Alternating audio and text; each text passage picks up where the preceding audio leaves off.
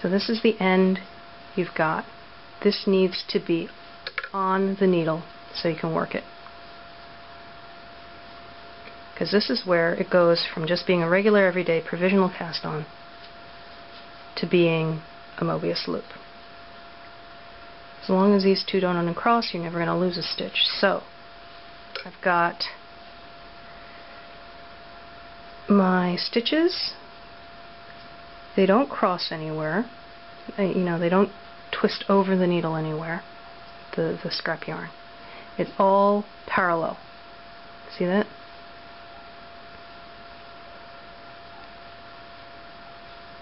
I don't want to lose my stitch. Okay, this is the other end. Ignore it for now. As long as you can reach, you're good. I want a little bit more slack from my scrap yarn, so I'm going to add in a little bit more. Okay. Now normally when you're joining the round, right, you want to work on this stitch, on this stitch, right? It's a great little stitch. It's sitting there on your needle. You're ready to be worked. But a Moebius loop is something flat with one continuous edge. You don't want to work that stitch. You want to work the one that's being held here by the scrap yarn. But because it's just scrap yarn, you can turn it up, and there it is.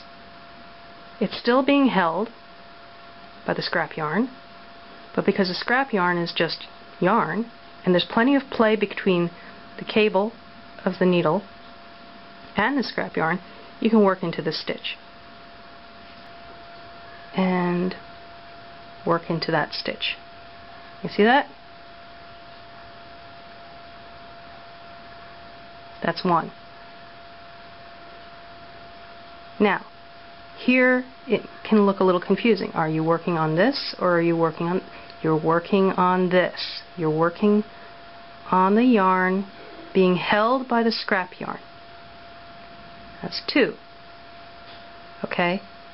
You always want the scrap yarn in between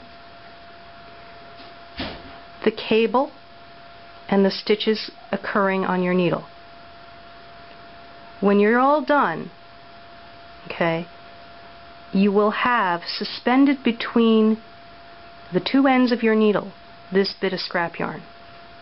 So since I'm working in a knit 2 purl 2 pattern, I'm going to purl these two. Alright, see that? It's twisted under. Once you twist it back up again, you can see the stitch you need to work because it's being held by the scrap yarn. Okay, there it is. Yes, it's oriented, some of these will be oriented backwards. That's just the nature of the provisional cast on. Okay? Some of these will be oriented eastern, some of these will be oriented western. Alright? See that? There's your scrap yarn, so there's your stitch. Don't pick up the scrap yarn while you're doing it, but if you have to maneuver around it, just do so. Always, always, always, scrap yarn is between the stitches on the needle and the stitches on the rest of the needle. Okay, I've got more stitches on here now. If you look carefully, you can see the half twist here, sitting here on the cable. But if you look at each section, the cable, the scrap yarn floating in between. It never crosses anywhere. Okay. Now I'm not done yet, but I wanted to show this. Okay, getting to the end here, and it looks kind of sloppy. You can always tug on the scrap yarn to tighten it up, make sure it's neat.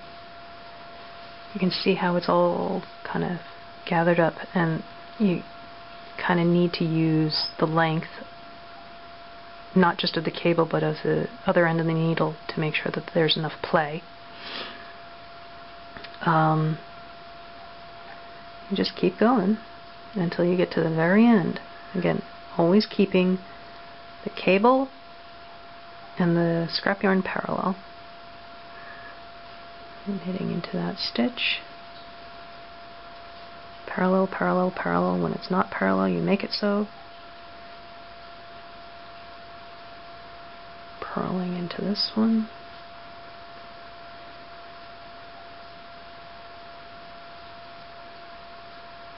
Purling into this one.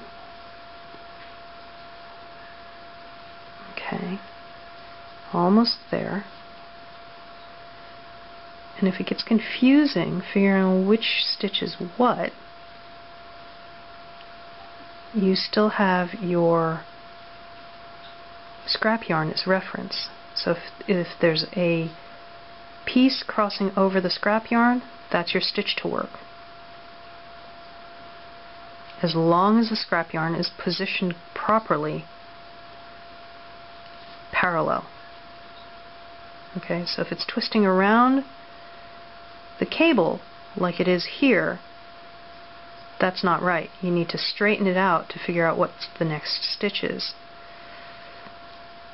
So can you see that? How I'm straightening it out, and that gives me another stitch. That's a purl. Now, because of the provisional cast on, it might make your count off by one.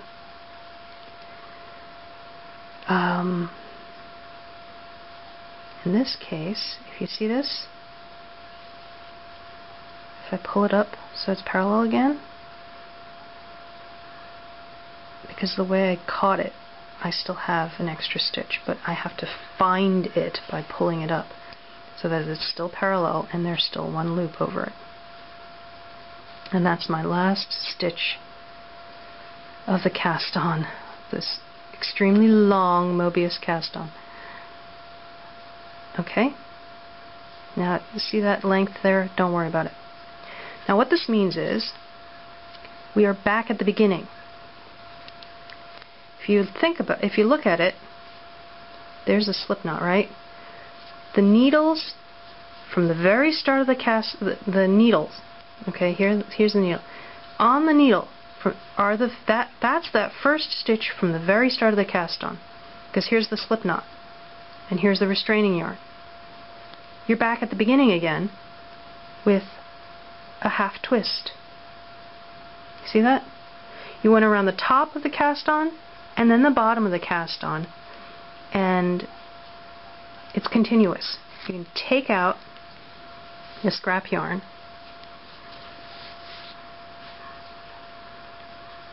it might need a little help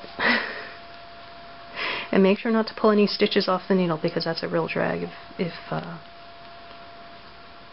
that happens. Let me pull it off of it. It usually needs more play. See that? See that? You don't need the scrap yarn anymore. Your provisional cast on, over and done with. You have 240 stitches on the needle if you did the same number I cast on. Okay, put them back on the tips, and look. You see that? That's your half twist. That's where it changes direction. And this is why you need at least a 29 or 32-inch needle. And also, this is where you place your marker.